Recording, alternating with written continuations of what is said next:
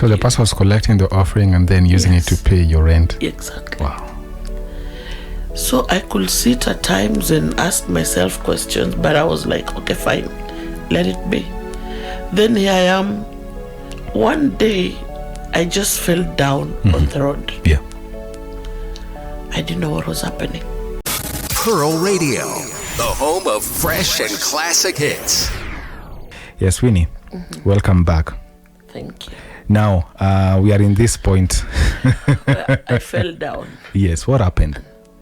I didn't know actually what was happening. Only later to be told that I'm suffering from hyperthyroidism. I didn't know what that Hyper was. what? Hyperthyroidism. My thyroid levels were too high. So I was hyper. I didn't know. So it could cause frequent headaches, dizziness, and high blood pressure, which I wasn't aware of. So I had to begin this journey. Then my mom decides to come to Mombasa without informing me. She was told by one of her sisters that if you delay, you will find your daughter. She'll be sent home to you in a casket. So, if you tell a parent that, and my mom, all along, my mom has never loved me being in Mombasa. And she was like, what's not happening to my daughter? So she decides to call my friends to establish what is happening. And colleagues that we worked with in the media said I was HIV positive. Oh my God. What? The things I've gone through in the hands of people. So here I am, I'm unwell. I don't know what is happening to me. So until I was diagnosed with the hyperthyroidism, and the doctor took me through what it was, that's why I understood why I was losing weight gradually. Every day was a weight loss day. The way I am today, the next day, it's different. And until I shaved my hair, and I was this kind of person who, I keep to myself a lot. I don't speak out. Even if I'm hurt, I just shut down and go quiet. Those who know me well might understand that something is wrong with Winnie, but I will not tell it out. I keep quiet. So I go to hospital, I'm told it's hyperthyroidism. I'm like, I don't know what's happening. I decide to abscond hospital. I could not go for those treats, the clinics, the everyday clinics. I said, hell no, I'm not going. So one day I remember, I can't remember which year, but it was an eve to Christmas. I was rushed by neighbors to hospital because it's like I was losing it. There's that frequent headache, the banging. You cannot talk, you cannot move, like I was convulsing. So I was put on drip and the doctor said, hey, you need to see the doctor ASAP. I stayed in there 24th, 25th, 27th, I was discharged. I went back home. Then on Tuesday was the clinic days. I was transferred to the surgical clinic. And Dr. Sore, he's a doctor that I love because I look at him and I see God using him to save me. And he told me, young girl, do you know you can die? Do you know this is something that you're not supposed to play around with? And I asked him, Doc, nobody has explained this condition to me. He gave me sites to go read. He gave me booklets to read. That's when I understood what I was going through. Then surgery is scheduled.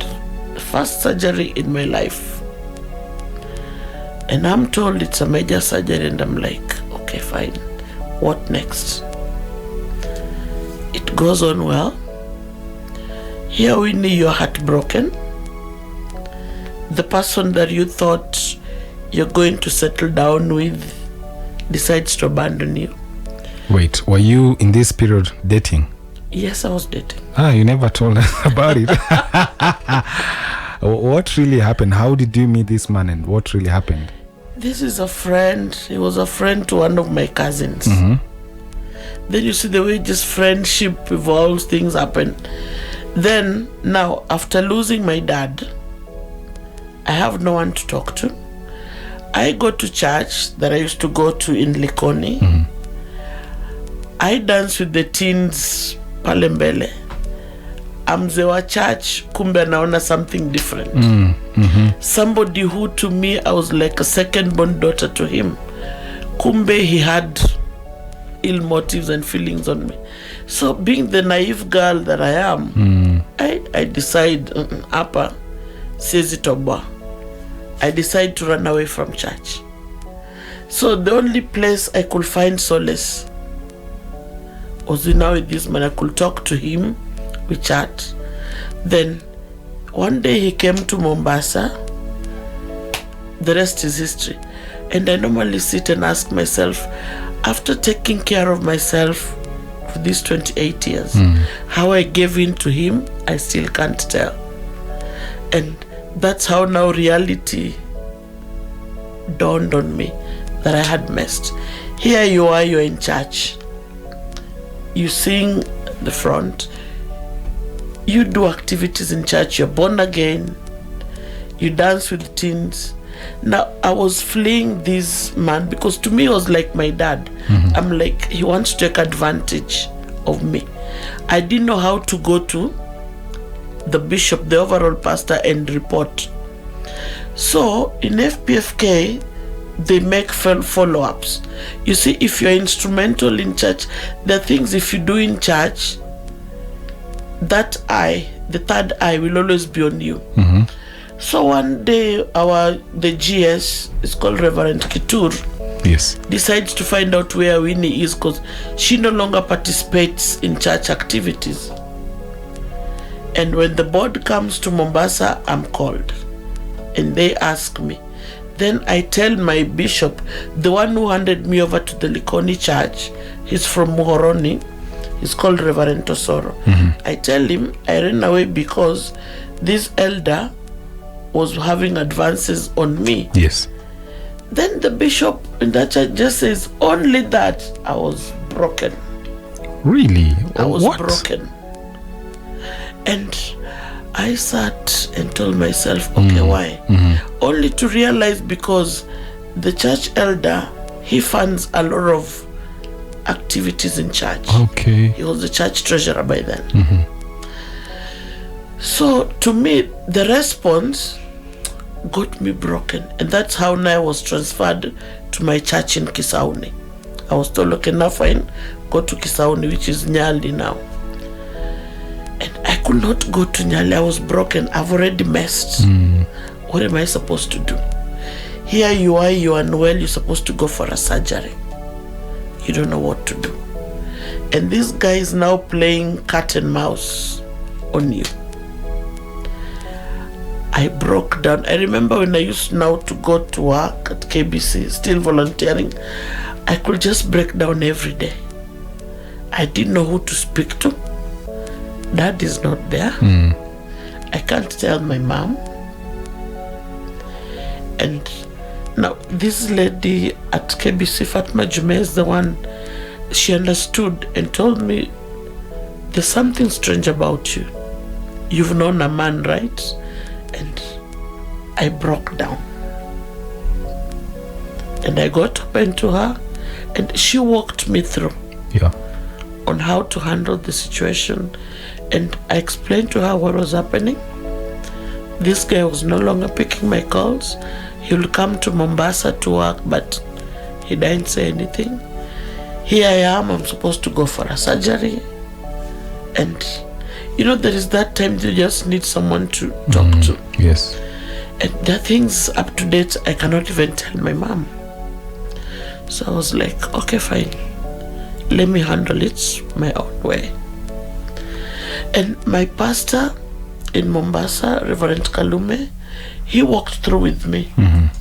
On that day, I don't know, I say he was God sent because I was contemplating suicide. I had medicine on my hand. You see, Mom used to send us medicine antibiotics, anti-malarials. So that day I was like, enough is enough. Let me just end it. And then my pastor calls and says, mtoto wangu, we are in your surroundings. Sijui kama uko nyumbani. And I'm like, yes, Dad, niko home. So this was the moment you just wanted to commit suicide? Yes.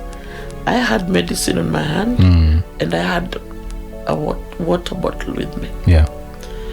And when he spoke, the first thing, I think he heard my voice, like I was trembling.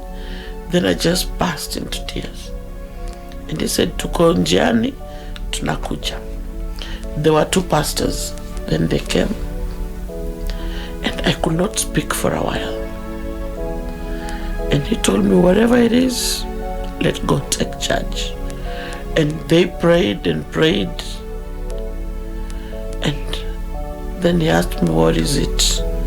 And I showed him. I was still holding those tablets. I remember there were 8 tablets. And I showed him and he took it. And he prayed against the spirit of suicide. And then he told me, okay, fine, we are leaving, but there's somebody that is coming we are waiting for. Little did I know, he had contacted a fellow youth to come and stay with me. This lady comes, stays with me for about 3-4 days just to monitor me. And I came back to my normal self. We go for surgery. Surgery is completed. The day that I walk out, I still cannot talk, but I don't know where I got the strength from. And I called this guy, and he picks. You see, I cannot talk. The wound is fresh. And I just told him, I'm calling to say thank you. And I hung up. And that was it. Then I told myself, hey, no, Winnie. I recovered. In the process of recovery, here you are, no job. You have to pay bills. You have to take care of yourself again now with medication. Every week when I used to go for reviews, I could pay a lot of money. It reached a point that I could sell some of my house stuff just to survive. And the people that I knew that were my friends and I relied on, and I could go out of my way because of them. When you ask them for help, nobody will pick. No one will pick. And in that situation, I remember I helped a friend who was going to deliver, and she didn't have enough money. And the hospital required money. So I tell her, here I am, I don't have money. I'm just recovering from a surgery. Then let me try. I have a friend who is a Shylock. Let me ask if can be assisted. And my friend gives me money to give to the friend. Up to date, that money has never been paid. 377,000. My stuff was carried in the house, the auctioned. Everything with an exception of a bed. There's a table that I cried to them and told them kindly. You remember the first hustle that I was telling you about? Yes. I told them, please leave me this table. I bought it from Nakumat. Kindly. And some carpet. Those are the things that were left in the house. Little did I know, Winnie, this is the beginning of your walk with God. It's like there's something God was doing and shaping my life and taking people out of, because Winnie is a people person. Yeah. And I can go out of my way just to make somebody comfortable. But me, I'd rather suffer on the background. I used to take my mattress and put in the living room and cry to God and ask God questions.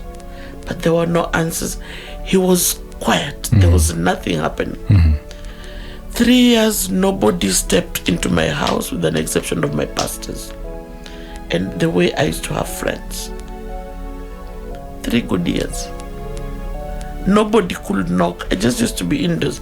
That's why up to date, I love staying alone. I just love being me. And I asked God, why is this happening? Yeah. So I could take free times. I could walk to church. I go wash church, or I wipe seats. I didn't even have fare to go to church. I could walk a distance of about an hour going to church. Then in the evening, the same. Then I decided, okay, fine. I used to make samosas and mandazis before. Why can't I do it now? Winnie, you've never used a stove. You know the stove? Mm-hmm. I had to buy a stove, and I didn't know you use wickets in a stove. When I go to the petrol station, I buy, oh Jesus, I buy paraffin, I put in the stove. And when I had to go and lit it, Wow. I didn't know. So a neighbor told me, do you want to die? I was like, I didn't know you have to put these things here. So I said, let me use my jiko that I'm used to. Mm-hmm. And that's the time I have known to go without food. I have known to come home when your door is locked in the middle of the night. Mm-hmm. I have known to stay without people, without friends, not that you've walked around with, you've walked through with. And if you run to them, somebody tells you, if I give you this 100 bob, utalipa na nini? And this is somebody that you used to do shopping for every end month. You are in the same ministry, you worship together, you go to church, others shame you in the presence of people. Wewe kila siku unanga pesa ya kutoa sadaka, tuna projects utoi pesa, kwani wewe kila siku unanga? And this is your assistant. You know, you're a youth leader, this is your assistant telling you that in the presence of people. Mm-hmm. If you turn back, family is also not supporting you. Family tells you now, kwani wewe usavingi? You're like, what do I save? You have no money, what do you save? At one point, I remember when my sisters, they were having their, it's called Rorasho, right? I was never invited. This is your sister's sister? Yes. Now mom tells me a day to the event. You're in Mombasa, event is in Bondo. Alafu namuuliza, kwa sababu hata nikikwambia ukuje, you don't have money, what will happen? Then wewe hujaolewa. Where people can be very hard. You mentioned about how when you're going through this season, you know, it's, for me, it's a season of obscurity, but also it's a season where, you know, God is shaping you. Yeah. And in this season, many people leave. And then unabaki na Mungu peke yake. Yes. So talk to us, where was your turning point when you're going through this whole season? You had lost friends, you know, family, they don't want anything to do with you, you know, because they now see you as a burden. Yes. Actually, there was the 3 years that I stayed alone. No one to talk to. It's now me and church, me and God. And I thank God, you know, there's a way that God works. This was my cave of Adullam. I love the story of Samuel, of David, the cave of Adullam. That was my cave. Yes. That was my turning point. That was the place that I could talk to God freely. I could cry. I could ask him the tough questions, because it had reached a point I feared speaking out. Because even in church, I was being secluded. People could do things, you're left out. We have a retreat, you're told you cannot go because you're not married. I'm like, okay, fine. These are people that you minister with. God was teaching me the hard way. And imagine tomorrow you're in church Sunday, you're ministering, leading the worship and praise. The people that yesterday denied you an opportunity to mingle with them. But God was teaching me on forgiveness, resilience, and forbearance. That's why at times I sit back and look at people. When you whip others in church, you mock others, you don't know what God is doing in them. You don't know what God is shaping in them. That period I told myself I will not love again. I think God was trying to also teach me going out of his umbrella. Yeah, there are consequences to pay when you get out of God's covering. Yeah. So I stayed. I did what I was supposed to do. Just praising God, worshiping. That's why I was telling you, I love the song Praise His Name, because it used to speak to me a lot. Yes. I didn't bother what people would say, because even at one point, one of my younger sister, somebody tells you, you know, because you're a church person, there's a man who is looking for a wife. Hey, Winnie is living to God. Well, you see, he's a widow. I'm like, okay, now this is where you have put me. You have placed me. That I can only get married to a widow because I'm a church person. He's looking for a wife. I just hung up the phone and went back to a reset mode. Then I told God, Kwani, how am I? How do people see me? And God speaks. And he said, you're my child. You are pretty, you are valuable. And I'm going to use you. And I've seen God walk through with me to date. When I went through a second surgery, and that is what I normally say, is God using me to go out to tell people who he really is. Second surgery was done in 2023. And H. pylori, to me, up to date, I'm wondering how that happened. Acidity levels, and I was told I have to go for a surgery. A surgery that nearly cost my life because I was gone, completely dead. I could not come back to life. My mom and my siblings and some colleagues that we used to work with, they were informed. There's nothing we can do. And my pastor, who traveled all the way from Mombasa, came and asked the doctor if he could go into the room and just pray. And that's what he did. Then I think, because this is a story that I'm being told, you know, I was in a different world. Yes. And I'm told after about 30 minutes, the doctors were called in that I was coughing. So I'm taken in. They look at me, they resuscitate, they do all they could do. Then I'm taken back to the recovery ward. In there, nurses come in running that oxygen levels are down.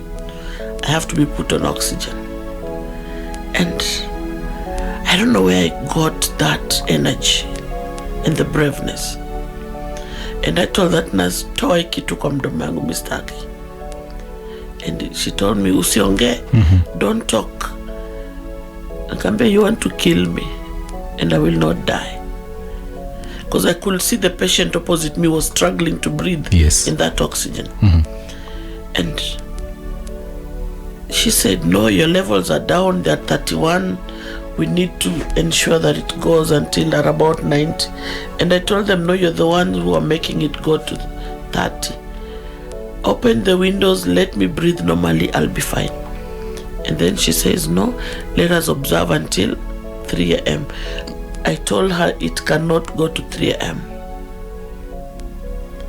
Isifike saa tisa.